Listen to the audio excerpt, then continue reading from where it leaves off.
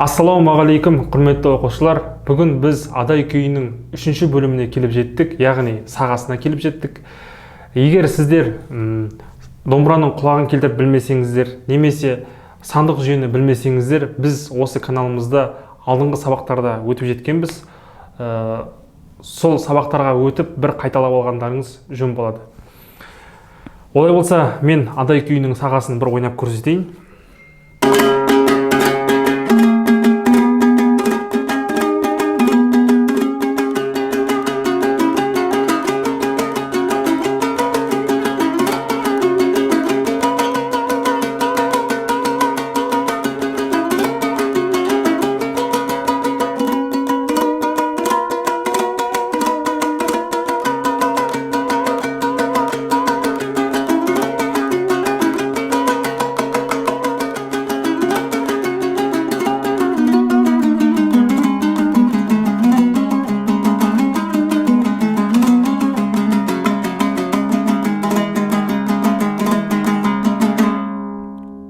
Олай болса, сабағымызды бастаймыз. Біз алдыңғы сабақтарда Адай күйінің 1-ші және 2-ші бөлімдерінде осындай ырғақтарда өткен болғанбыз.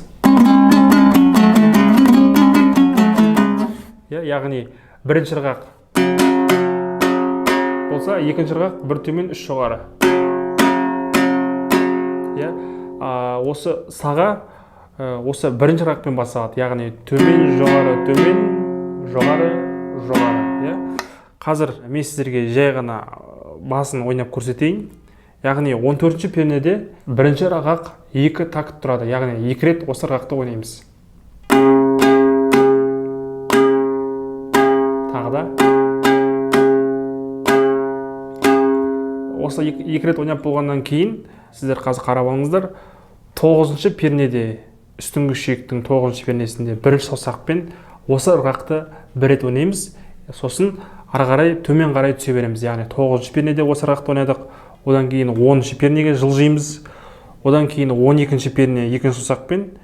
Сосын 14-ші перне, яғни екеуі бір деңгейде тұрады. Осы ырғақты тағы да 1 рет. Содан кейін 10-ші пернеде 1-ші саусақпен тағы да осы ырғақ.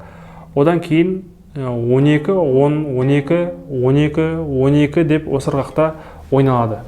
Қазір біз бірге орындап көрейік. Санға да қарап отырыңыздар.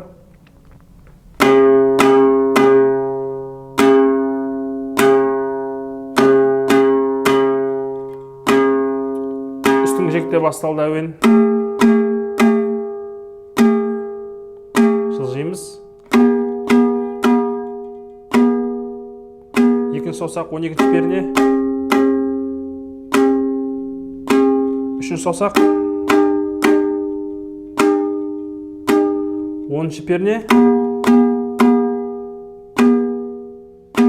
12, 10. Осымен осы жерден сағадағы үстіңгі шектің әуені аяқталады. Енді әрі қарай үстіңгі шекті жібереміз. 14-ші перне қала береді орында. Қандай енді астыңғы шекте 2-ші ырғақ, яғни төмен, жоғары деген ырғақ қарай әуенді жалғастырады. Үстіңгі шек біткеннен кейін 14-ші пернеде осы ырғақты жай ғана ойнаймыз. Содан бір такт ойнаймыз, яғни содан кейін әуен басталады.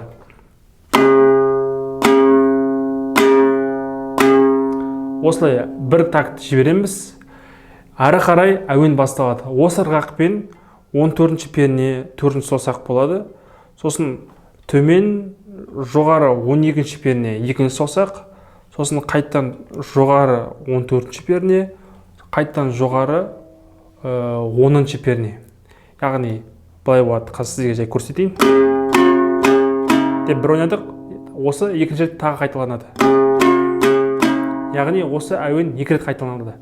Қазір біз бірге орындап көрейік.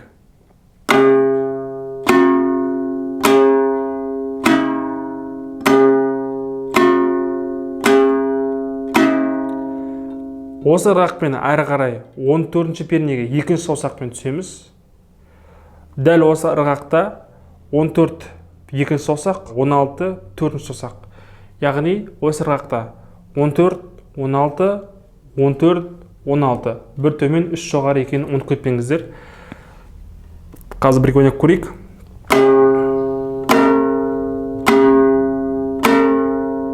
Әрі қарай осының алдындағы ойналған әуен ойналады. Яғни ол бұл, осы.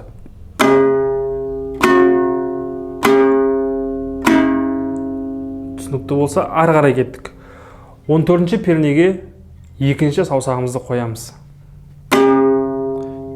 Қазір мен сіздерге былай түсіндіріп жіберейін. 14-ші пернеге екінші саусақты қойдық, төмен қағыс. 16-ші перне 3-ші саусақ жоғары. 17 4-ші саусақпен жоғары. 16 қайттан жоғары. Сосын осыдан кейін 14-ші пернеге екінші саусағымызды қойып төмен, жоғары. Сосын 14-ші пернедегі екінші саусақты 4-ші саусаққа ауыстырып жоғары орындап, сосын 10-ші пернеге жоғары қағамыз. Қазір біз бірге орындап көрейік.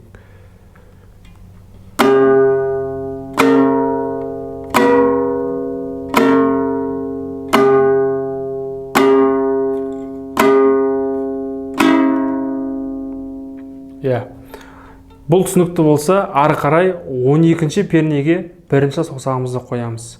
Бұл жерде бірінші ырғақ орындалады. Яғни 12-ші пернеге бірінші саусақ, 12-ші пернеге жоғары қағыс екінші саусақ, 16-ші пернеге үшінші саусақ. Яғни осы ырғақ па?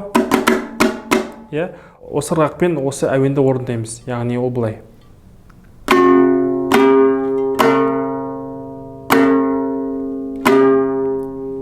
Әрі қарай 12-ші перне екінші саусақ.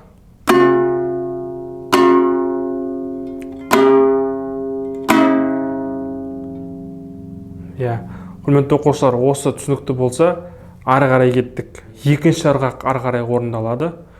14-ші перне екінші саусақ жаңағыдай, 16-ші перне, 17-ші пернеге түсеміз. Яғни төмен, жоғары, жоғары, жоғары. Сосын 17-де тұрамыз. Осы ырғақта, екінші ырғақта. Қазір бірге орындап көрейік.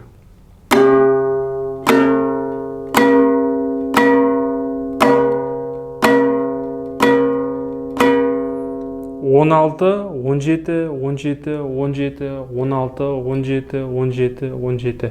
Осылай екі рет қайталанады.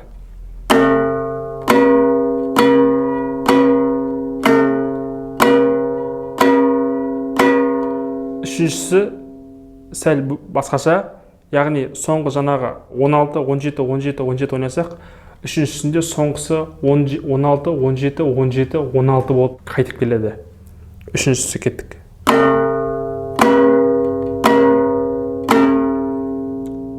Түсінікті болса, ары қарай кеттік.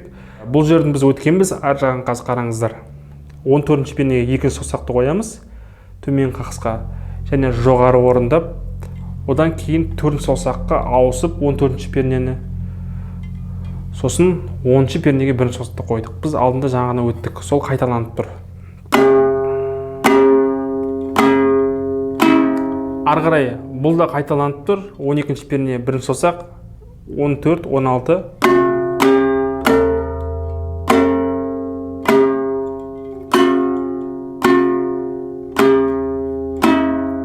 Осының бәрін біз жаңа ғана алдында ойнағанбыз. Бұл қайталанып тұр. Енді ары қарай жаңа әуен басталып тұр. 14-ші пернеге екінші саусағымызды қойып, 16-ші пернеге жоғары қағамыз, және 17-ші пернеге жоғары қағып, 17-ші пернеде екінші ырғақты ұстап тұрамыз. Қазір бірге көрейік.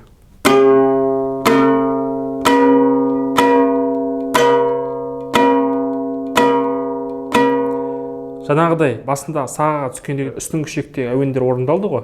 Сол сияқты 12-ші пернеге бірінші саусақты қоямыз, үстіңгі шектің 12-ші пернесіне. Сосын жайлап бірінші ырғақпен төмен қарай түсе береміз. Бұл жаңағы 14-ші пернеде орындалғандағыдай, тек 17-ші пернеде 4-ші саусағымызды қойып орындаймыз. Бірінші саусақ 12-ші перне. Жылжимыз 14-ші пернеге, 16-ші пернеге екінші саусақ, 17-ші пернеге, яғни екеуі бірдей деңгейде, 14-ші перне.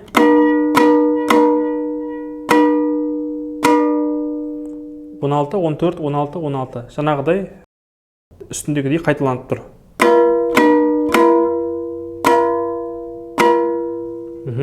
Бұл да сол сияқты. Енді осы жерде үстіңгі әуен аяқталды. 17-ші пернеде жай ғана екінші ырғақты ойнаймыз.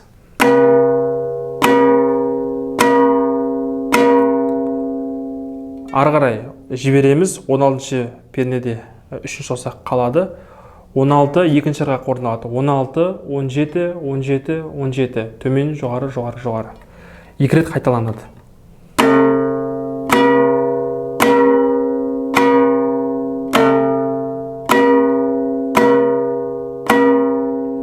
Дәл солай үшіншісінде 16, 17, 17, соңғысы 16 болып кетеді.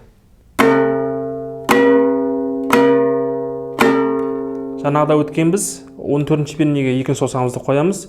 Екі қағыс орындаймыз, яғни төмен, жоғары, келесі жоғарыны 14-ші пернені 4 саусаққа ауыстырып, сосын 10-ші пернеге бірінші саусақпен түсеміз. Бұны жаңа біз екі рет орындағанбыз. Енді үшінші рет осы. Ары қарай қайталанып тұр.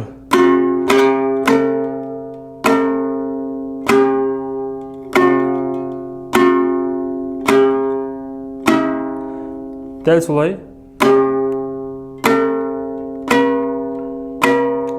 Енді құрметті оқушылар, осы жерінде мұқият болыңыздар.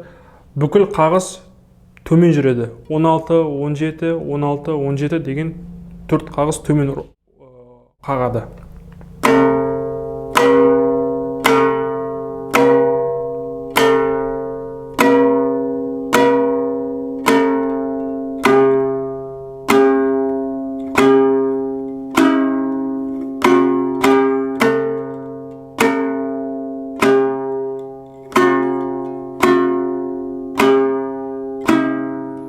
Енді ары қарай бас бармағымызбен 12-ші пернені жабамыз. Және 4-ші саусағымызбен 14-ші пернені басып, бірінші ырғақта, яғни 14, 12, 14, 14, 12 деп қазір орындаймыз. Қазір бірге көрейік.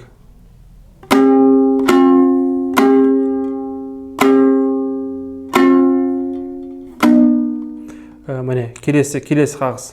Бас бармақ 10-ші пернеге көшті. Бірінші саусақ 9-ші перне.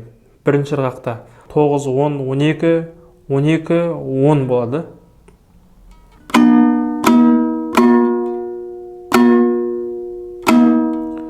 Бірінші саусақ 9-ші перне, екінші ырғақпен орындаймыз қазір. 10-ші перне бас бармақ, сосын жылжимыз. 10-ші пернені 9-ші пернеге ауыстырамыз, яғни бас бармақ 9-ші пернеге жылжиды. Бұл кезде 9-ші пернеге бас бармағымыз жылжыған кезде екінші саусағымыз, яғни 9-ші пернені басады. Сол кезде былай болады. Әрі қарай бас бармағымызды 7-ші пернеге жылжытып, яғни 9-ші пернеде тұрған екінші саусағымыз 4-ші саусаққа ауысады. Сол кезде қазір былай болады. Қазір бірге орындап көрейік.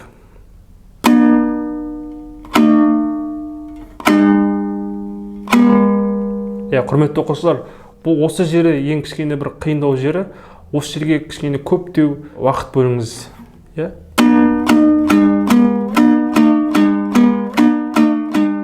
Осындай жаттығу жасаңыздар да болады. Осыны өтсек, ары қарай әуен қайталанып тұр. Бас бармақ 7, астыңғы шекте екінші саусақ 7, бірінші ырғақ.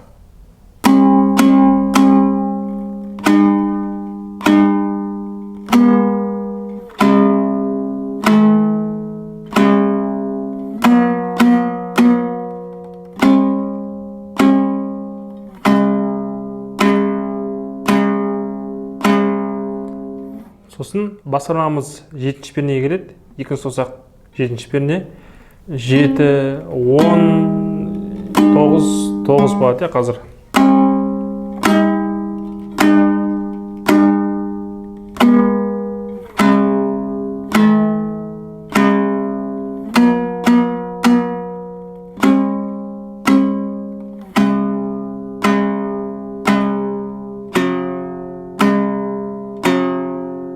Басқырдағы әуен қайталанып тұр.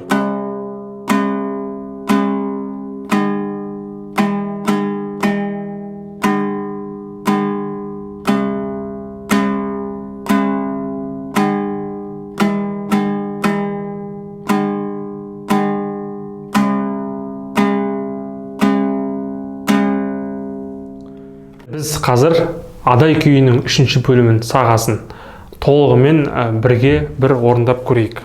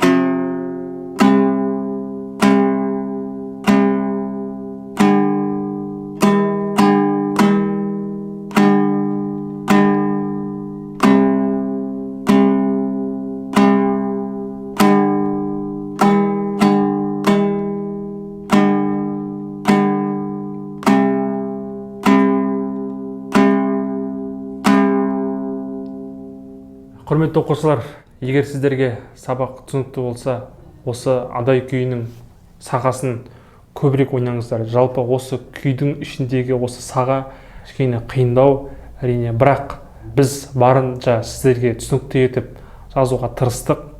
Егер де түсініксіз болып жатса, осы видеоны артқа айналдырып, тағы да бір қарап өткені бұл оңай емес. Сол себептен барынша мұқият көңіл бөліп, саусақтардың ауысуына мұқият болыңыздар және көбірек дайындалыңыздар. Егер де сұрақтарыңыз болатын болса, астына комментарияға сұрақтарыңызды қойсаңыздар болады.